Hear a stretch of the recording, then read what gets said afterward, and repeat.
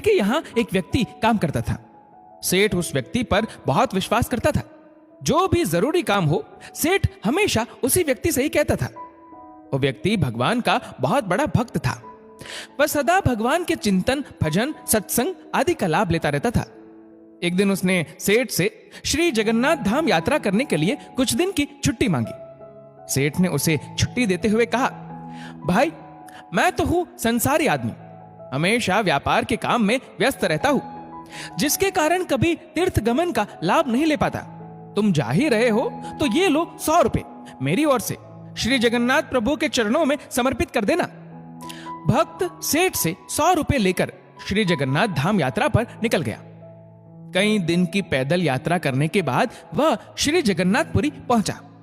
मंदिर की ओर प्रस्थान करते समय उसने रास्ते में देखा कि बहुत सारे संत भक्तजन हरि नाम संकीर्तन बड़ी मस्ती में कर रहे हैं। सभी की आंखों से अश्रुधारा बह रही है। जोर जोर से हरि बोल गूंज रहा है। संकीर्तन में बहुत आनंद आ रहा था। भक्त भी वहीं रुककर हरि नाम संकीर्तन का आनंद लेने लगा। फिर उसने देखा कि संकीर्तन करने वाले भक्तजन इतनी देर से संकीर्तन करने के कारण उनके होंठ सूखे हुए हैं। वह दिखने में कुछ भूखे भी प्रतीत हो रहे हैं। उसने सोचा क्यों ना सेठ के 100 रुपए से इन भक्तों को भोजन करा दूं। उसने उन सभी को उन 100 रुपए में से भोजन की व्यवस्था कर दी। सबको भोजन कराने में उसे कुल 98 रुपए खर्च करने पड़े। उसके पास 2 रुपए बच गए। उसने सोचा चलो अच्छा हुआ, 2 रुपए जगन्नाथ जी के चरणों में सेठ के नाम से चढ़ा दूंगा। जब सेठ पूछेगा तो मैं कहूंगा पैसे चढ़ा दिए। सेठ ये तो नहीं कहेगा 100 रुपए चढ़ाए। सेठ पूछेगा पैसे चढ़ा दिए, मैं बोल दूंगा कि पैसे चढ़ा दिए। झूठ भी नहीं बोलना होगा और काम भी हो जाएगा। भक्त ने श्री जगन्नाथ जी के दर्शन के लिए मंदिर में प्रवेश किया।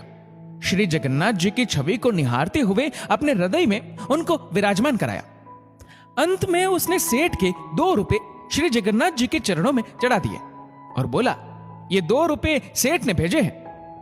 उसी रात सेठ के पास स्वप्न में श्री जगन्नाथ जी आए, आशीर्वाद दिया और बोले, सेठ तुम्हारे 98 रुपए मुझे मिल गए हैं। ये कहकर श्री जगन्नाथ जी अंतर्ध्यान हो गए।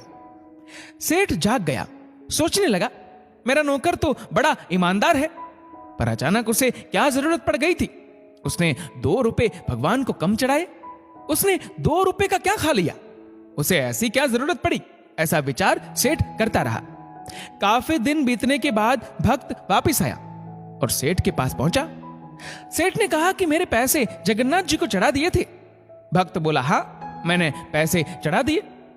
सेठ ने कहा, पर तुमने 98 रुपए क्यों चढ़ाए, 2 रुपए किस काम में प्रयोग किए।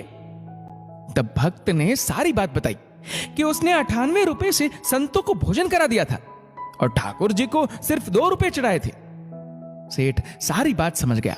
वह बड़ा खुश हुआ तथा भक्त के चरणों में गिर पड़ा और बोला, तुम धन्य हो, तुम्हारी वजह से मुझे श्री जगन्नाथ जी के दर्शन यहीं बैठे बैठे हो गए। भगवान को चढ़ावे की जरूरत नहीं होती। सच्चे मन से किसी जरूरतमंद की जरूरत को पूरा कर देना भी भगवान को भेंट चढ़ाने से भी कहीं ज्यादा अच्छा होता है।